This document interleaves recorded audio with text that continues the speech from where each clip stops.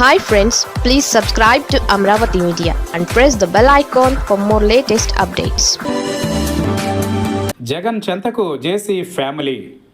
అనంతపురం మాజీ ఎంపీ జేసీ దివాకర్ రెడ్డి కుమారుడు జేసీ పవన్ రెడ్డి వైసీపీలో చేరేందుకు సిద్ధమవుతున్నారని పెద్ద ఎత్తున ప్రచారం జరుగుతోంది. జేసీ దివాకర్ రెడ్డి ప్రస్తుతం రాజకీయాలకు దూరంగా ఉన్నారు.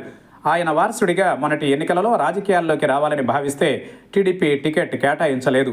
ఒక కుటుంబంలో ఒకరికే టికెట్ అన్న సూత్రంతో జేసీ పవన్ రెడ్డికి టికెట్ ఇవ్వని టీడీపీ నాయకత్వం జేసీ ప్రభాకర్ రెడ్డి కుమారుడు అస్మిత్ రెడ్డికి తాడిపత్రి నియోజకవర్గం టికెట్ ఇచ్చింది.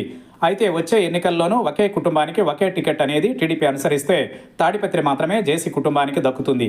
అనంతపురం పార్లమెంటు మళ్లీ దక్కదు. అందుకే జేసీ పవన్ రెడ్డి వైసీపీకి దగ్గర అవుతున్నారని తెలిసింది.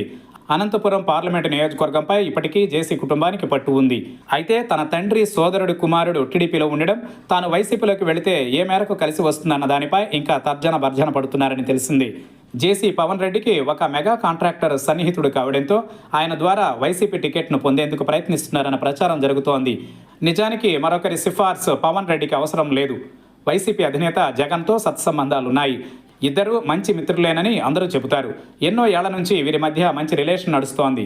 అందుకే వచ్చే ఎన్నికలకు ముందే పవన్ రెడ్డి వైసీపీలో చేరే అవకాశం ఉందని పెద్ద ఎత్తున ప్రచారం జరుగుతోంది.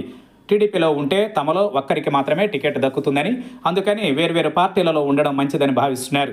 అందుకే జేసీ ప్రభాకర్ రెడ్డి కూడా గతంలో మాదిరిగా జగన్పై వ్యక్తిగత విమర్శలు చేయకుండా ఉండడానికి ఇదే కారణమని చెబుతున్నారు. అయితే దీనిపై జగన్ ఇంకా క్లారిటీ ఇవ్వలేదని తెలిసింది.